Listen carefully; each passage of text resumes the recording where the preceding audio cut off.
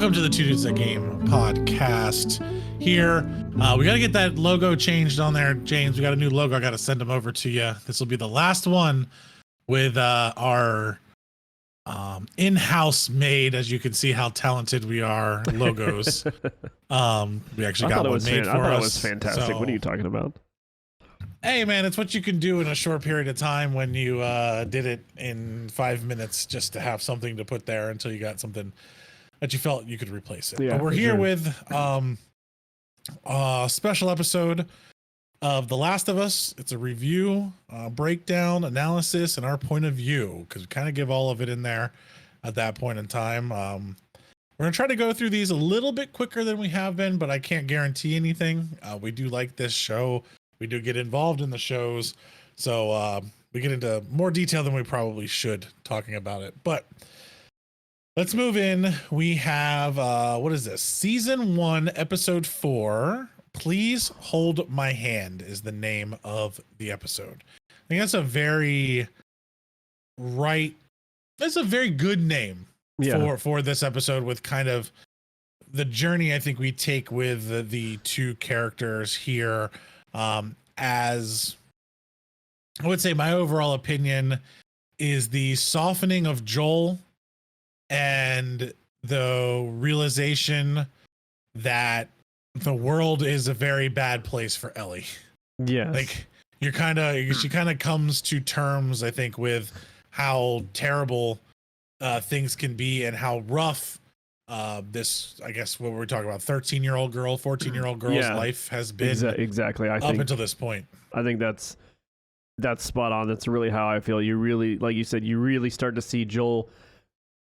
Again, he's softening. His humanity's coming back to him, I think, between Tess and then coming across Bill's letter from Bill and Frank, and then just the persistence of Ellie to humanize him. She's forcing him to recognize her as not the problem, but a human, like not cargo, as we'll get into as we move into this episode. Yeah, so, she pushes the envelope quite a bit. That makes me laugh. Yeah, it is kind of funny on how she does that. So we open up the episode here with Ellie. I don't really know how to put it, but looking at herself in the mirror while she is manipulating this handgun that she stole. I guess not really stole, acquired from Bill Frank. And Frank's, yeah.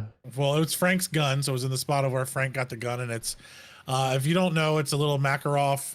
It's the same weapon that they modeled the gun in the game off of for Ellie, so they used the same type of weapon that she had, a very small handheld 9mm.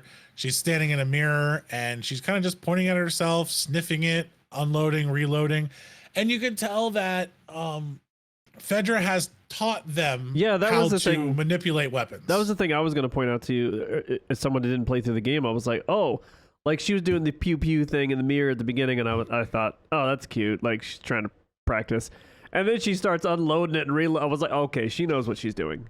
I mean, she understands basic gun safety. Like that's the first thing you would teach anybody. Like if you pick up a weapon, how to clear it properly, make sure it's unloaded. And she has those basic skills. Now, whether or not she's a good shot or any of those things, I mean, we'll find out. I'm sure there'll be a time where she has to shoot something.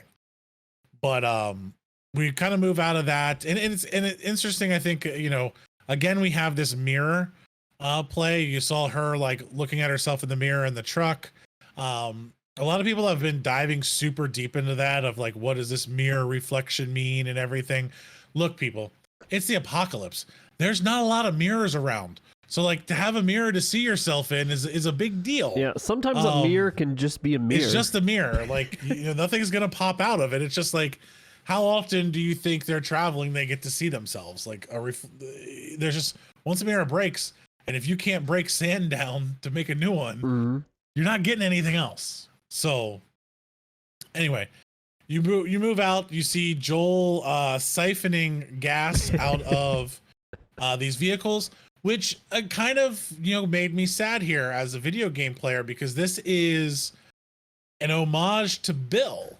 because Bill's the one that throws the hose to Frank in the game, or to Joel in the game, and says, hey, you'd be surprised at how many of these still have gas in them.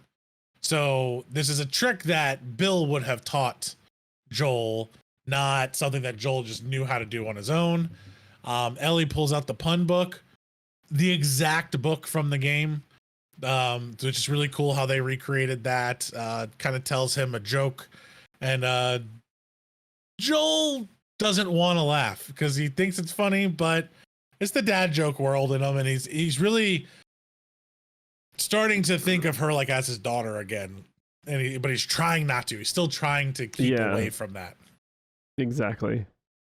So then they drive away, and again, right from the game, and I'm so glad that they kind of kept some of this stuff in. First, she finds a Hank Williams cassette on the floor, and he puts it in and plays it. It's a different song than was in the game, but it's still Hank Williams, so that's kind of cool that they have it there.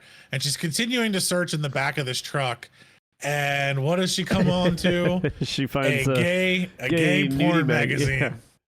And I mean, it's so funny here because I love her comment of like, how do you walk around with that thing? And Joel's immediately starting to like put the it down. dad, Stop like, it. Don't. the stressing. Yeah. He's super stressing, and then I like how I love it. Hold like, your horses. I want to see what all the fuss is about. Yeah, and then he's literally, I expected him. I was like, okay, he's gonna pull over and rip this thing out of her hand. And she goes, "Man, I'm just fucking with you." No, you missed the one thing. She goes, "Why are these pages stuck together?" Yeah. And that's when she's like, and he looks back like mortified. She's like, "Man, I'm just fucking with you." And she chucks the magazine out of the window. Now, again, if you played the game, that magazine they recreated. It's identical. It has the same writing on it, the same guy. Oh, I don't know who they found to do that, but it is identical to the one she picks up in the game. So kudos to them for hitting those little details, and so glad that they kept that in because it was such a funny part. Like, you just don't expect it when you're playing the game. It just, pop up. And again, another way we kind of conclude that Bill and Frank were a couple, even though they don't actually talk about it in the game. So they continue driving. Did you see the little Easter egg here when they were driving, and they're kind of looking at the roller coaster that's out there? Listen, I spent 10 minutes trying to figure out what theme park that was. Never found it. It's one in Kansas City, I believe. I saw something where they said who it was, but I don't know the roller coaster. It is a real roller coaster, but I think they distressed it. It's not. I don't think it obviously doesn't look like that. It's functioning. But you see the Arby's logo? Yes, I did. That they drove past. I thought that was funny. That was so throwback funny. to Bill and Frank's argument. So really, they just keep driving, and they're just driving across the country, and you just again kind of get this. You see all these trucks and military trucks and bombings, and just how the world stops. So the one thing I do want to mention is, so they drive past the. I don't know where this is. I know it's an iconic train bridge. But that bridge is an all steel bridge, and it's collapsed. It hasn't been long enough for that bridge to collapse, and there's a train on it. So I want to know what happened to that train bridge. Like, did they bomb it there? Like, were infected climbing on it? Like, what happened to where, like, did they bomb that train so it couldn't get to its location because it was all infected? Because there's no reason that steel would have broken down that fast. Yeah, just like the steel, one of the steel coasters that you could see in the background. Obviously, was wasn't perfectly fine. But and we know, like, that's also when we were in the middle of the city in Boston, where I'm just like, why are all these things broken down? They wouldn't have decayed that fast. We find out they bombed them. Yeah, and that's why they all fell over. So continue driving, and Joel basically kind of sees that Ellie is just super tired. He's tired. It's getting dark. So he says that's enough for a day. But then he goes on and drives for what seems like another 45 minutes to get off of the road into the woods. And it makes sense. To hide them, yeah. Yeah, I don't know if this is a lot. If this is something that's from the game as well, but it definitely gives me the throwbacks to The Walking Dead. How it was, yes, they would travel on the road a lot of times, but it was tied to make their camp for the night. They went deep into the woods and they're trying to hide. And then as you'll go through, they're eating, and she says, "Hey, I'm cold. Can we make a fire?" And he reminds her, like, why is that a bad idea? And she's like, because the smoke. Infected will come to it. And he was like, nope. And she's like, people? And he's like, yep. And that's where she's like confused. What are they going to do? They're going to rob us? And he's like, no, probably way worse. And it's their minds are set to something worse. Yeah. And that's like, okay, they're going to rape me. They're going to do all kinds of terrible things to us, torture us, steal things.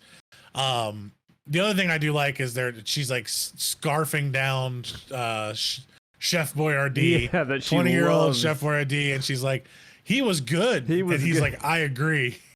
Yeah, I like how she's like, she doesn't know it's not a real chef. She has no clue here. Listen, Chef Boyardee is a real chef, okay?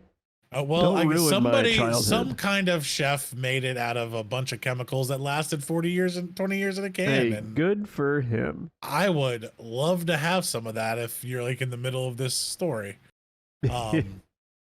That would be amazing. Yeah. So you kind of make the camp. But then Ellie brings up again, like, none of those people are going to be able to find us. And I think Joel feels really bad about scaring her. Yeah. Because she kind of tries to play it off like, okay, I don't really care about it, but she can't really go to sleep with the information that he gave her about these people finding them. And then he kind of assures her, no one's going to find us out here. And I think this is a big deal here. Joel ends up staying up all night on guard. Yeah. He doesn't go to sleep because I think in his mind, he is now, it's he's seeing his daughter in her and all of these things. And he brings the light and he's like, I'm not going to let this happen again. Like, Joel's lost 2 people. He's not going to let it happen again. I do like that she threw in a pun, though, right as she was trying to go to sleep. That's true. She did. She said, "Hey, Joel," but she did it very serious, and he kind of panicked. And that, like you said, you could tell he was feeling bad about scaring her.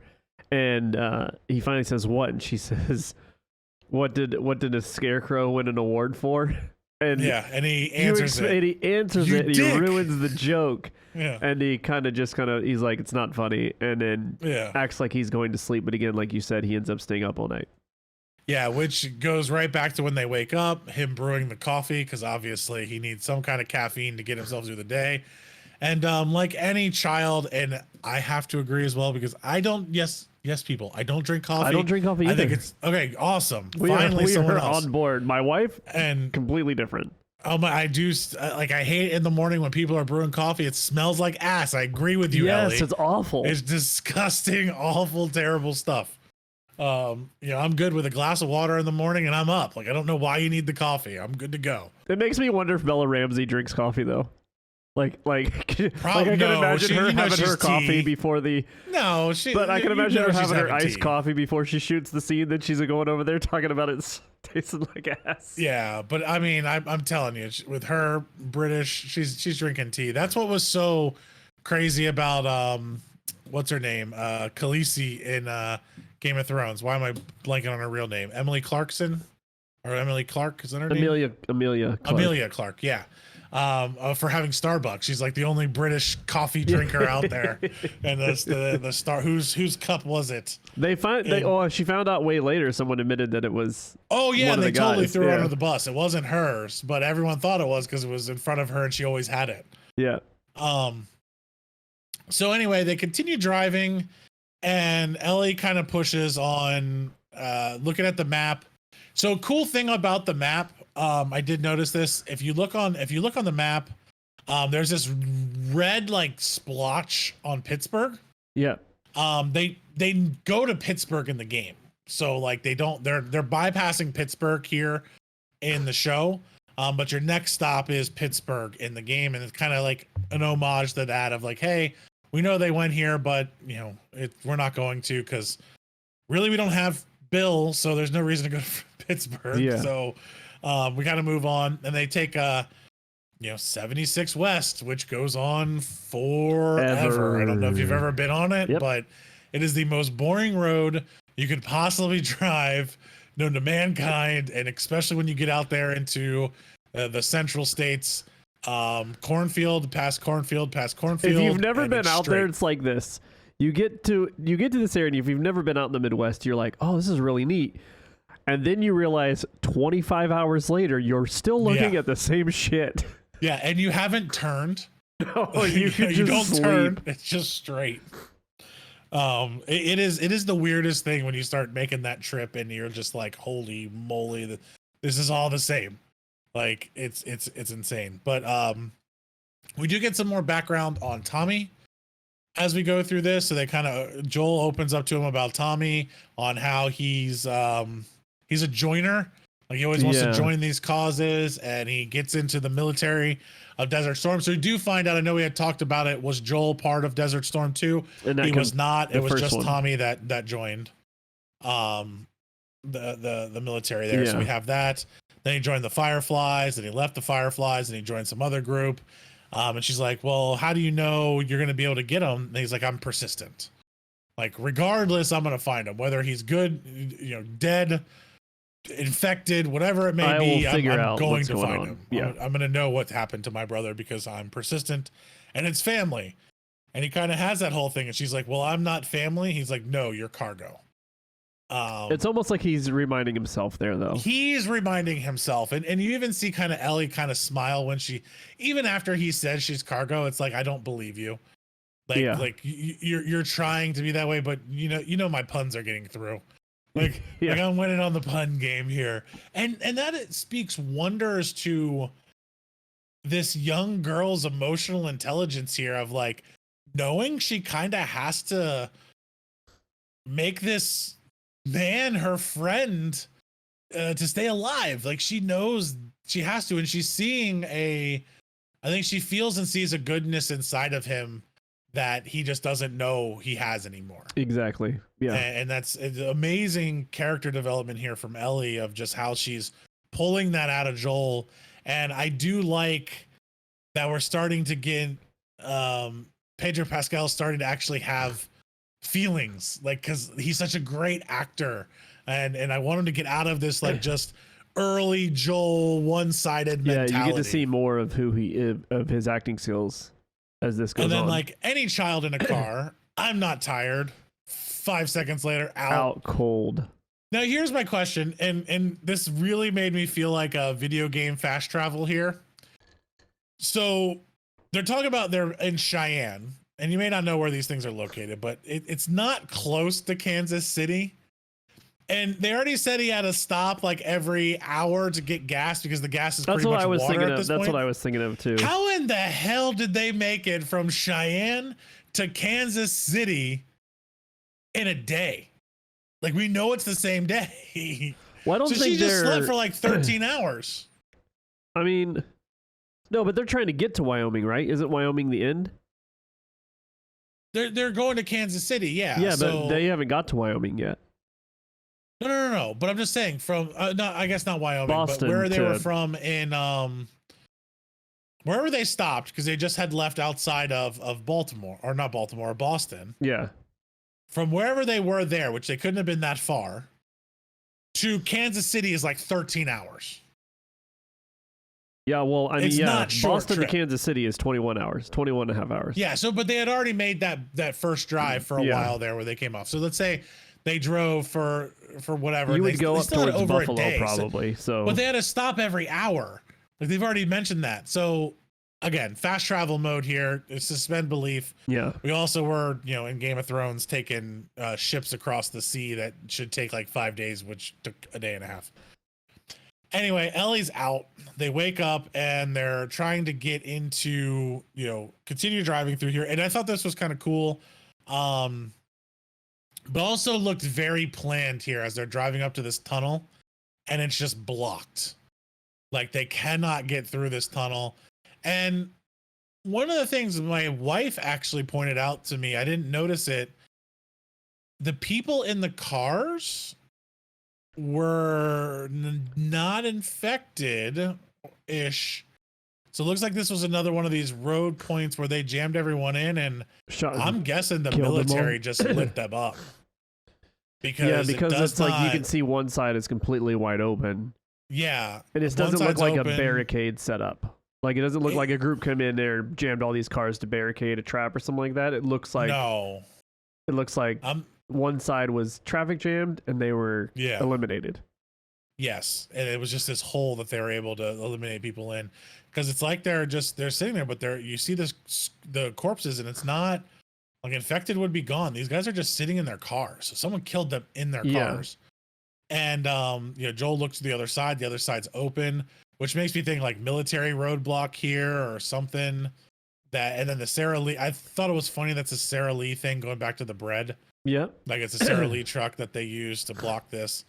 So they go back and they realize how far they have to backtrack in order to go around this. I'm guessing to stay on highways and not get off of the highway. Joel says, fuck it, let's just go into Kansas City.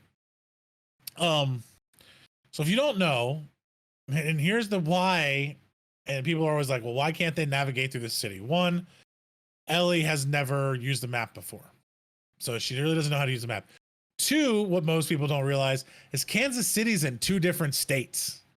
Yeah, 2 different states, and you got to imagine street signs. It's not like you're going around a normal streets where everything's labeled properly. You can see you've got traffic lights. You are kind of, it's just decayed and run down. But again, even if you're looking at a state map, I don't know if they would give you like the whole picture of the city. Like I've never looked at a Kansas City map. Does each state have the whole city and the line that you could see? Like her map may only have half of the city that she's trying to get through. Like a state map wouldn't give that to her. She would need the blow up. Like you see her looking at the map. It's not like they had the option of whatever map they wanted. I don't know how many people listening to this use maps anymore, but like a map like that, if you're looking at the state view, is not going to give you the side streets, and that's what that's what she's looking at. She needs to go to the blow up version of the map to see the city, to get the city view, which he's trying to explain to her, but she's like, it's only my second fucking day in a car. Like, what do you expect me to know how to do this? The other thing, just as a side note, going back to the whole, people killing people thing, we do see another pile of burned bodies. And again, their skulls are intact. These are not infected. Like they're early infected or not infected at all. So it goes back to we don't have the resources, so we're just piling people up and killing them. Like these cities are not nice. Not now here's what I thought was interesting, and this reminded me again that Ellie is a Fedra kid and grew up in their Fedra military school, because they pass a Fedra site, the QZ there, and the first thing out of Ellie's like, stop. So she gets Joel to stop because she recognizes the QZ area. Yeah. And they look over and it looks gone. So she's like, where the fuck is Fedra? Yeah. So this Fedra camp has been overrun. It's open. Fedra is not there. And then when they turn back after they stop, you see this guy in the street like saying, help me. And Joel's like, nope. And he immediately knows this is a trap. He knows it's a setup. He knows it's a trap. Which we'll get into a little bit later because she asked him. Yeah. So they end up driving away. It looks like they got, again, road spikes down. So there goes the car tires. And he crashes into what I think is a laundromat. Yeah, it looks like, it's a laundromat. Tells Ellie to get out of the car. They're shooting in. I mean, not in a good situation here. But I also thought, how bad are these guys shooting? They are not good shots. Well, I mean, they're just popping shots in. And again, so the interesting part about this whole scene here, and I like the way they filmed this because it gives you the video game perspective. You follow Joel this whole time. You never get a cut scene to the guys shooting. You just hear their voices. You hear the pop shots. So the whole point of them having terrible shooting, I think, is to make this feel like the video game. Yeah, because in a normal show or movie, you would get the camera change with perspective and show from the people shooting angle a lot. From the people shooting, they go back and forth. When they have like your even dialogue is them like, you shot my friend. Yeah. I'm gonna get you. Like it's so video homage to the gamey. video game. And then of course Joel comes up, perfect shot, boom, kills the first guy. Same as you would do in any video game. And now again, crawling, he's going over. And again, your perspective is you see this guy go and check for his friend. You see Joel crawl away in this third person view. Very video game-esque. You know what's funny? I this is something that made me laugh. I saw a TikTok. I wish I knew the person it was, but there was a lot of views on it. And the guy said the whole premise was everyone keeps saying this is one-to-one with the video game. I played this game. This is nothing like my video game playthrough. My Joel died a lot more in this scene than he did in the show. I died so many times when we did this. Really, you do. You die so often here. But another one of my buddies, we were talking about this, and he's like, they do get this really right here where Joel tells Ellie to go through the hole. Yeah. Because in the game, good God, it's just like when you're talking about the water because she can't swim. You're carrying her on planks. How many times are you pushing her through a hole? Go through this hole to unlock a thing. Go through that hole to unlock a thing. You lift this girl and shove her through all these holes so often because you can't get anywhere with your big ass. And you need that. They need this like co-op play. And my wife was like, is that really how it was? I said, no, normally it glitches out and she doesn't unlock the door. Like you have to restart the game because she just stands there or something. It doesn't work. Anyway, so Joel ends up taking out the first two guys and they think it's clear for a second. They think it's clear. And interesting enough, a guy sneaks up on Joel. We just had talked about how Joel's hearing wasn't that great. Yeah. She had talked about, she says that at the end of this episode too. She brings it back up. Yeah. So he brings it back up. So Joel doesn't hear this guy come in. He gets a jump on him. He's choking Joel out. I mean, Joel's probably gone. And remember, Joel's also stayed up the whole night. Yeah. So, he's not, and he's 56 years old. This dude ain't young, and he's fighting these young guys. Absolutely. So Ellie crawls out of her hole, really quiet, and to my best guess, shoots this guy in the ass. Yeah, because like where he's holding where the bullet, where she aimed and where he's going. All I thought was that bullet didn't go through and hit Joel. No, she shot him like right in the butt. So this guy's pleading, don't kill me, take me back to my mom. Joel forces Ellie to go back through the hole. You can tell she's super upset. And Joel stabs this dude and finishes him off.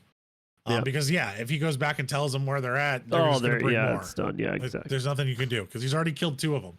Yeah. So Ellie's super emotional, but she, cleans herself up, tries to do it. And then this is where you get, there's stuff blocking the door. This is very game-like. You got to move this stuff out of the door, use them to get through paths and things like that. And Ellie tries to take this like a champ. And she's like, here's your light. Here's your bag. Here's everything we need. I'm going to brush it off. I'm going to move forward. And Joel just looks at her like a concerned parent. Like I feel like that's the only face I could give like my daughter if she had just witnessed me do something like that. Yeah. Or had to do something like that, like shoot somebody and not that she killed him, but pretty much caused his death at the end of the day. But he knows they have to move on.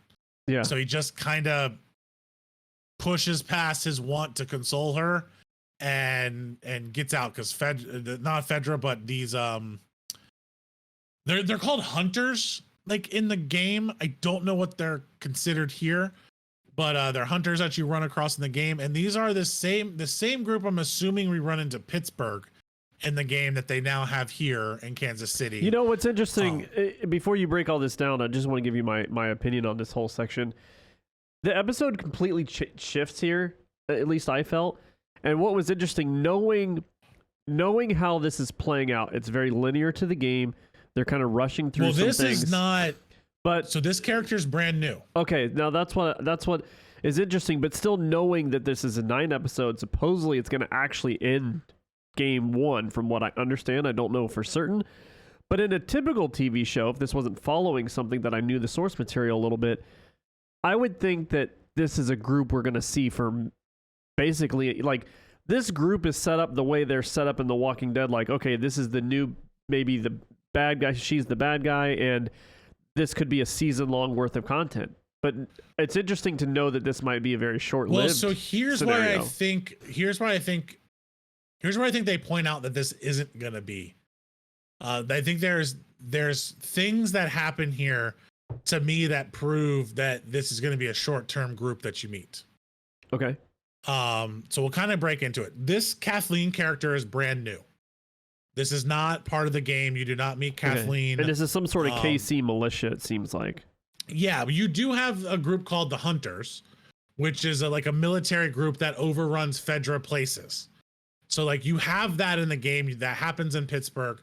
But they don't have like a leader. They don't have like all of this perfectly organized, what seems like a very organized group. They're just really a group of people that came together. We're going to overrun this and we're going to take over this town and we're raiders, you know, but we happen to run things in this specific city. So you cut to the Kathleen character. I don't know, you know her name yet, but her name's Kathleen in there. And she's talking to this guy in a box and she's reading off all of these names. And I can't remember what movie it was, but it's a Nazi, you know, movie. It wasn't Schindler's List, but there was another one where they start an interrogation by reading names off of a list. And that's very much of like the feel that I got here of like, where are these people? They've wronged us. It's very much like we're going to round them up and kill them. Like this is what we're going to do. Here's your list of people that I want to find. And this is very militia, you know, Axis power kind of feel here to her, and very direct. As we come to find out, and he's saying, nope, I haven't heard him. And then she reads over onto this board, the Fedra rules of, and I didn't really know what was going on here, but then we realized this is a prison cell. Yeah. Like this is a Fedra prison cell, and it's what your rights in detention from Fedra. You're entitled to a lawyer, medical attention, family visit, food, and clothing. But Kathleen has a different opinion of that and is like, this is not what they did for my brother. Is this the cell that they killed my brother in? So Fedra, as much as they tried to be this, you know, set up these rules and be the power that be across the land, was not the same in each one of these cities. No. Each one was very different. Yeah. And they were run individually, not by a governing body. These were outfits that were funded by you know, the military that but was turned around, into their but own thing. Turned into their own thing based off of what city they were in. Because honestly, the one in Boston wasn't that great, but you could see that they traded with people. They tried to help them. That wasn't as crazy as what this one seems, where we have a bunch of detention cells and this is where we're going to hold you. So then she ends up pulling a gun on them. Like, you need to tell me where they're at. And we find out that he's actually the doctor that delivered Kathleen. And so this tells you how bad this got. But it also shows you where if you were in a position to help, such as a doctor, you got different treatment than everybody else did, because it doesn't sound like he was ever going to be thrown into a prison or because have any he's got a skill that they need. Because he's got a skill that they need and a resource that they need at this point. So she ends up holding the gun up to his head, and he says, "I'm your doctor. Like, you can't get rid of me. I'm your doctor." Yeah, like he knows this she's is not where gonna kill this him. is where it comes to where I feel like this is a short-term thinking. So then she gets startled. She comes out. They find the people that Joel killed. And one of them, they're like, "Hey, is he going to live?" No. She's like, "But what if I have a doctor?" You know, he's too far gone. Yeah. So the other thing I want to point out before we get past this, the guy she's talking to, like her head military guy, that is the voice actor of Tommy. Okay. That's cool. So that's cool. So he gets to play in here. He's not. So he was supposed to be Tommy, but when they casted the guy to play Tommy, he handed the role over because he's like, "You're better. You look more like him than I do now, so you play the role. Makes and sense. they gave him another role in the movie here. I will so he was say- smart enough to know, like, hey, I'm not that guy anymore. I will say that what I found interesting is she comes out and she starts talking to all these guys. You realize that she's the leader, and when I look at the military guys that she's talking to, I'm like, how? Like, they're all listening to her. So in my head, I'm already trying to put together the pieces. Like, what transpired that made her the leader that these guys are all like religiously following now? Well, so you also have to remember, like, she might, what did she do? She had to have done something to organize them to a point and do that. But you also have to remember, like, a lot of these guys, when your high brass military are used to taking orders, and one that stands up and proves themselves to be pointing them in the right direction that they believe in. This is a hardened, badass woman. Yeah. Like, to have the respect of those guys, I 100% agree. She did something. But they have some misinformation they get here, right? They think this is all tied to some guy named Henry. Yeah, we know that Joel Henry did it, and it's completely random, wrong place, wrong time. Again, here's where I'm going to point into where I think she's thinking short term. So anyway, we get down to where they do you think they can save him with a doctor? They say no. So she immediately turns around and rolls out, and she thinks, like, Henry called them in. They're trying to do something here. We don't know who this Henry person is. What if I had a doctor? So she turns around, hauls butt back, goes back to the doctor's cell, shoots this mofo right in the head. Yeah, we don't even get to see it again. She just tells him to open the. She doesn't even go up close. She just says, "Open the door." Boom. So here's where she's not thinking long term. She just killed their doctor. You have a doctor. This is a prized person here. Yeah. And she wastes them. And then she immediately sends out her entire militia to go look for Henry, because she thinks Henry and these people that came in, because she thinks Henry contacted them and they need to find Henry. But how little is she giving them? We have to stop this one Henry person. We have to go out here and find who did this. They're collaborating. They're coming to get us. Like, these people have been through a lot to listen to her with how small this story is. Yeah. To start this full scale assault. And she just wasted their only doctor.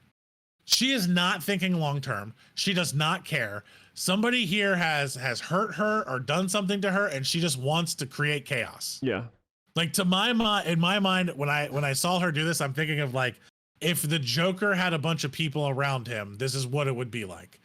I'm just causing chaos right now. Yeah, exactly. And I want chaos. So she sends out all of her stuff, and we then see Joel and Ellie are held up in I guess a storefront, a bar. It kind of looks like a bar. And Joel, I like how Joel comes in here. He tries to be. This is, again, I think, him getting his humanity back a little bit more, because he sees Ellie. He starts talking about how, no one should have to do that if we need to talk about it and all that. And she basically interrupts him instead. He's trying to have this almost father-daughter concerning moment, and she just stops him, says, "It wasn't my first time." Yeah.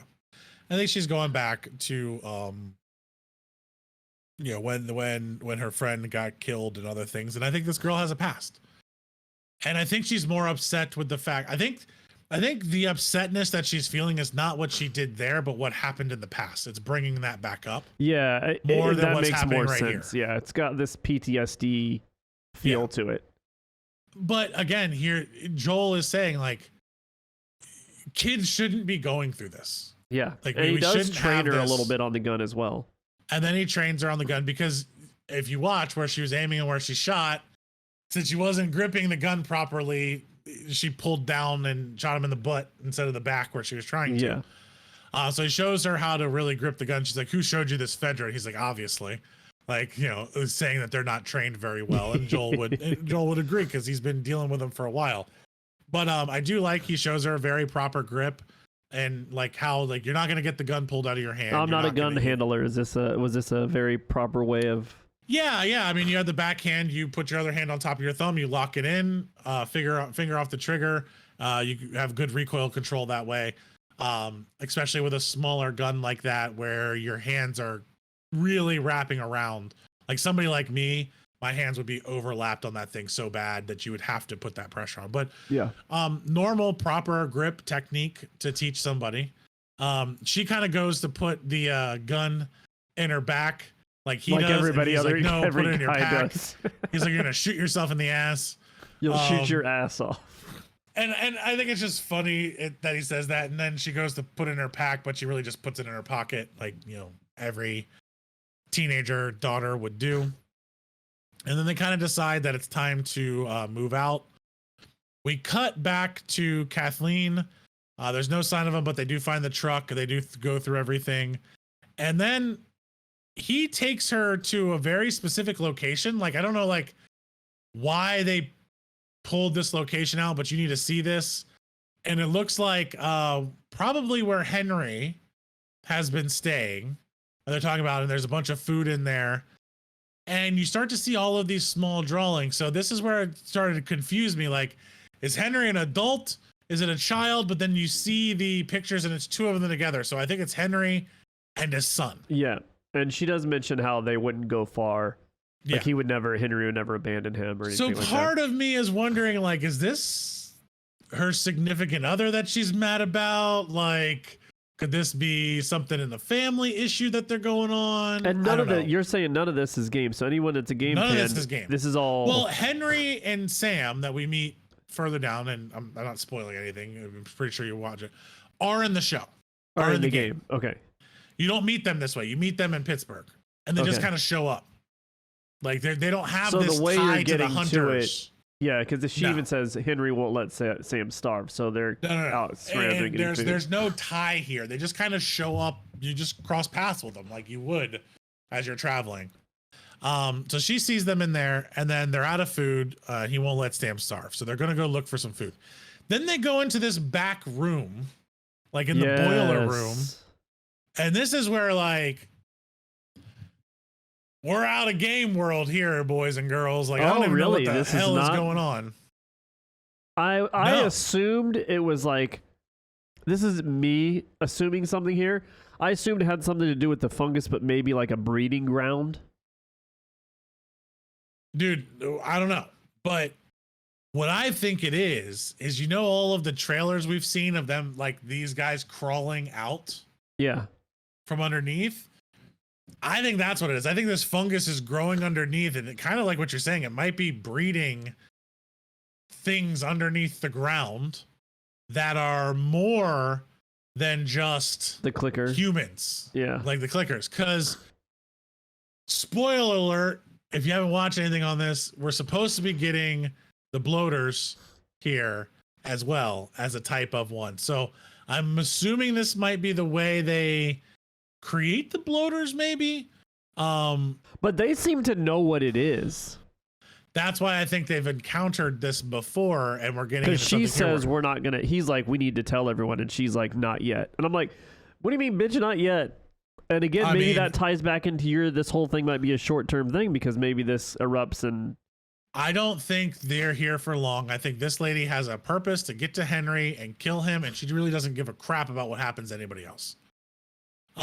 Anyway, moving past that, he's like, we really need to tell somebody about this. But I do agree with you. This has something to do with the fungus underground and some kind of breeding ground or something that the fungus is rising up and it's going to create these super monsters that we're going to have to deal with. Yeah.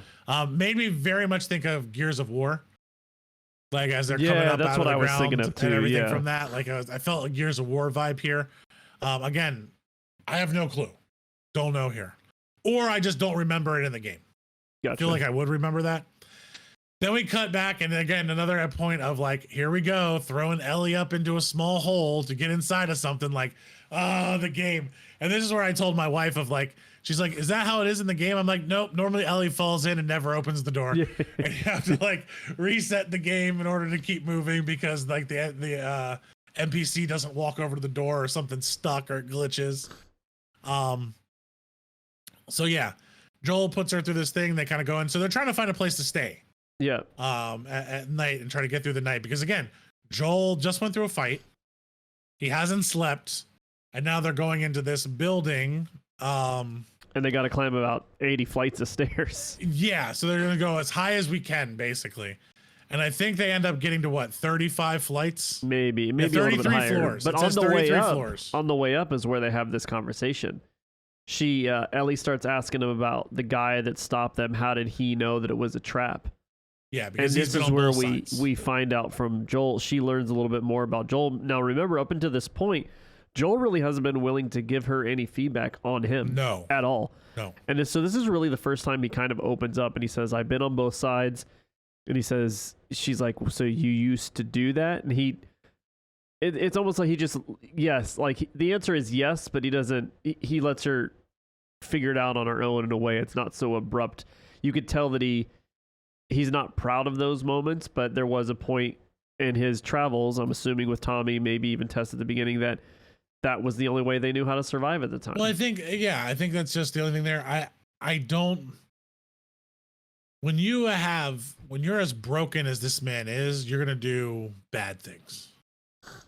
Like, you're going to do bad things to survive. And he did what he had to do to survive. So they end up making it 33 floors. And then it's funny because Joel sits down out of breath, tired as hell. And Ellie's like, get your old ass up. Like, let's go. He's like, I just hiked up 33 floors. I'm 56 years old, little girl. Yeah, like, he calls her little shit. Yeah. I'm calling that good for me.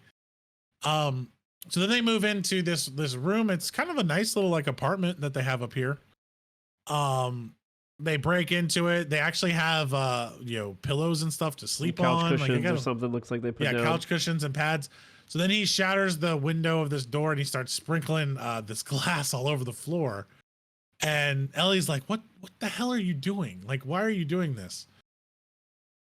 And he's like, well, I'm going to hear them walk through. Like, they can't sneak up on us if they come through the door. Like, I'm going to hear them walk. I also think you would want to put the glass on the outside of the door, not just on the inside. Yeah, I was confused about it. Because I was like, wow, they'll just open the door and shoot you from there. Yeah, like just shoot through the thing. But anyway, not terribly thought out there. This is also where Ellie kind of brings up the point about his ear. Like, are you actually going to be able to hear? I noticed that you favor the side, and she's like, what's happening there? He's like, it wasn't from the shooting, like the earlier, from being shot. And he's like, I think it's more from shooting, like not, which is true because you shoot from that side all the time. You're going to lose your hearing in that side if you're not wearing proper ear protection, which I'm sure they don't have a lot of, which goes back to Joel having a not so great past. Exactly. Now, then we move on to probably the best moment of the entire series. Is this the next pun? The next pun. Yeah, I'll let you go through this. It sounds like you're excited. No, I want you to take this one. I want you to take this one. So she because you're my number two. I see what you did there.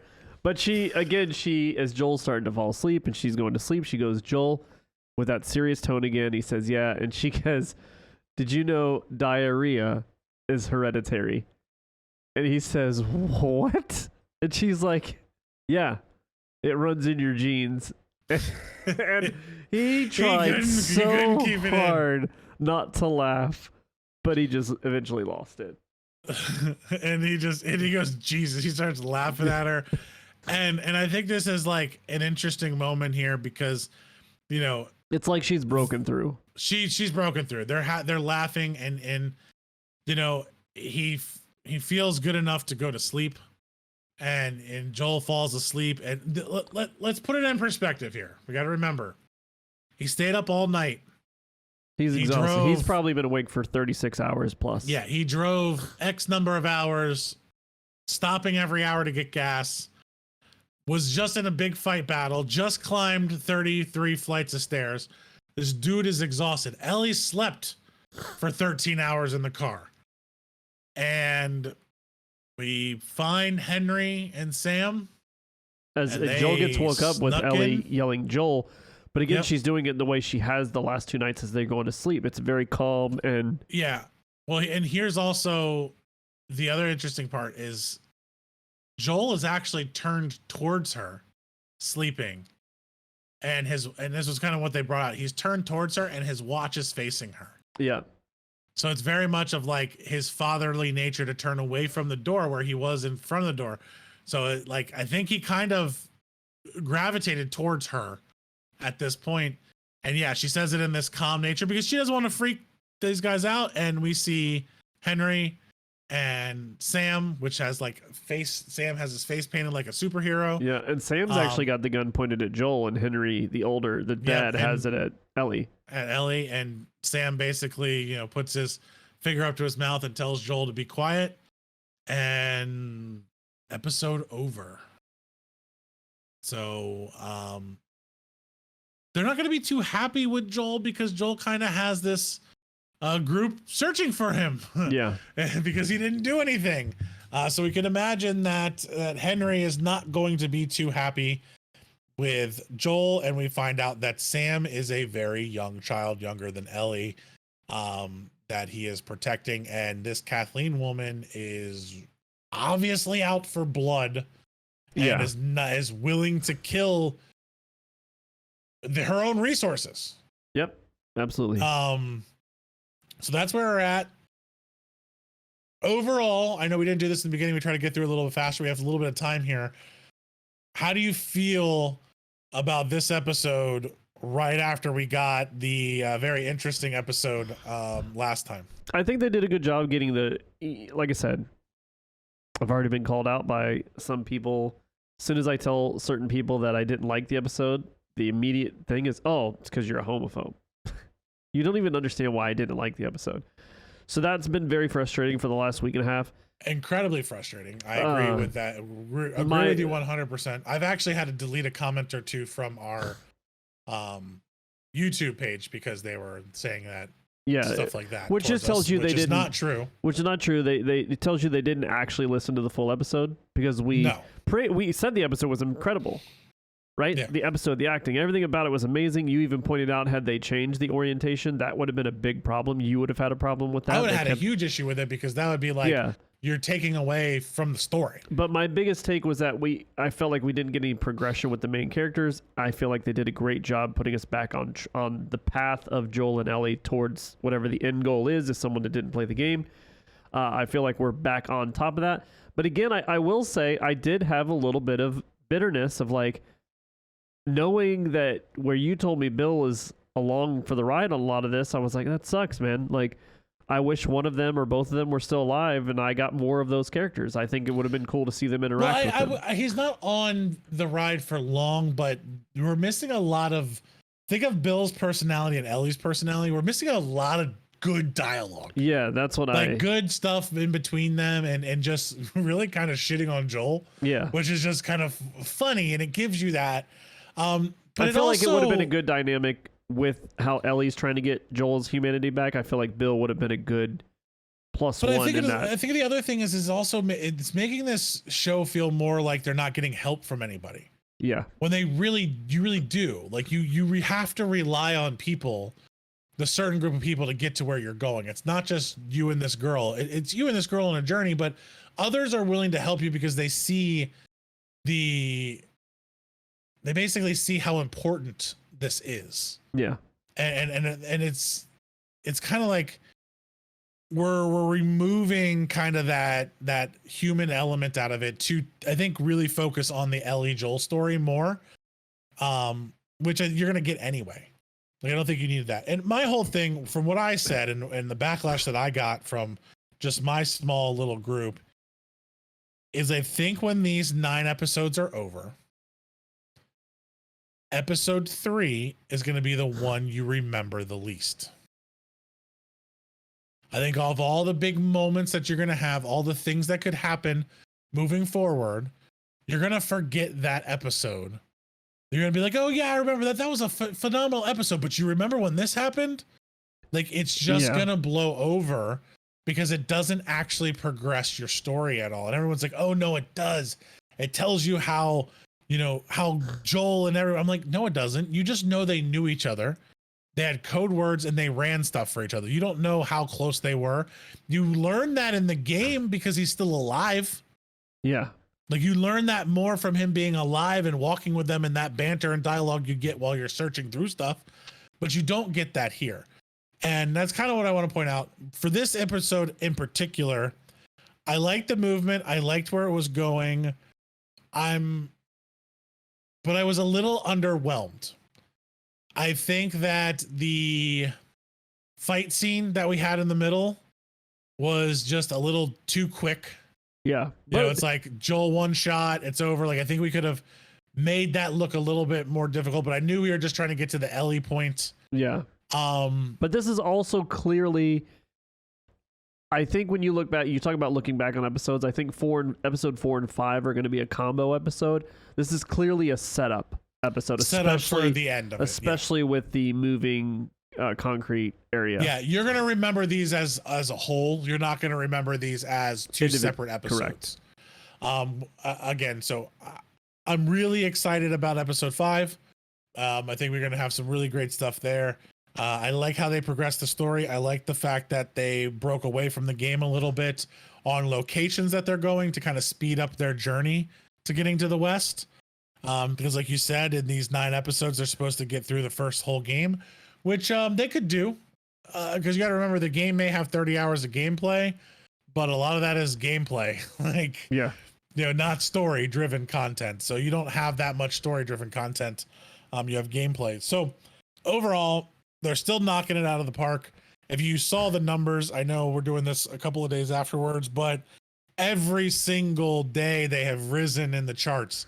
They went from like 4 million to 5 million to this last episode having 7 million people watching. And the other thing, I want to give credit to HBO, and there's a lot of shows that release a release schedule, and they stick to it. They play blind and stupid to what's going on in pop culture and just what's going on in the world. But they made the smart decision, even though when they announced originally that this episode episode 5 would be on Sunday night. This week they changed it, and that will release on HBO on Friday due to the Super Bowl. I think they really see... That's perfect. Yep. I think it's perfect. I think they really do see that, hey, people are watching this. There's no reason we're growing in numbers. There's no, like, we're on a streaming service. Yeah, why it's not like we have to competing? hit. It's not like someone bought a Friday block of commercials that we have to hit, or a Sunday block of commercials that we have to use. It's our own marketing that's out there. So why not what they want. Stay out of the way? And what tells me, I wonder, do we see a trailer? Not competing with any other shows either. Do we see a final? Do we see a trailer for episode 6 or the final episode trailer during the Super Bowl? I have no idea. Do you think they would throw something together? But 6 is not the last episode. No. But you've got, like the final episodes, 4 to go. Oh, I don't know. Who knows? Little teasers. For HBO, I don't think so. Like, I don't think they would use that. Why would they pay for that marketing? They don't need to. True. They got 7 million people watching. Why would I pay for that spot? I don't need to do that. But that just tells me that you will get a commercial about signing up for their service. Yeah.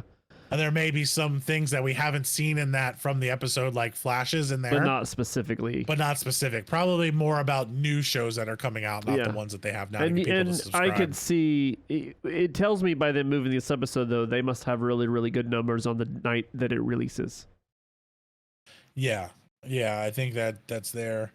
Cool. I think that's everything. I'm just going through my notes here to see if I missed any Easter eggs that... Nope, I think that's all. I'm sure I missed stuff. If you have any comments, concerns, don't like us, please.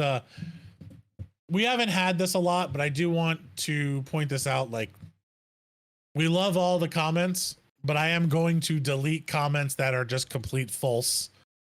Like, and you just calling us different things and names and stuff like that in there. That will get deleted. It won't be up there. I'm not trying to censor anything at that point, but it's not true. If you want to call us out on our opinions and say we're wrong and have a debate about it, yeah, by all means, please, let's have that harder decision, and we'll even bring you on the podcast to have it if you want. But it's not going to be something about, homophobic or anything like that, because it's completely untrue. And you obviously did not pay attention to what we were saying. So we're not going to take the time with that. We're not going to fight ignorance. Go be ignorant on your own. But if you don't like our points of view, you don't like what we have to say, come on, let's have a talk about it. Let's have a conversation about it. I love those conversations, because a lot of times it ends up with me being like, you got a good point. Yeah, or I didn't look at it that way. I didn't look at it that way. So we're all for those things. We are not trying to censor our chat to make it look like it's only good things, but we're not going to allow ignorant comments to come through on both ends. So please comment and subscribe if you would like these episodes and things like that. We are on YouTube. We have a new logo Go check it out. Tell us how much you love it or hate it. It took a lot of revisions to get to where it was at, and I'm done dealing with it. So this is what we got. This is what we got And, for the next 6 months or so. Yeah, 6 months until I get bored with it again, and we move on. But my name's Ender. This has been Two Dudes That Game. That dude over there is James. Have a good night.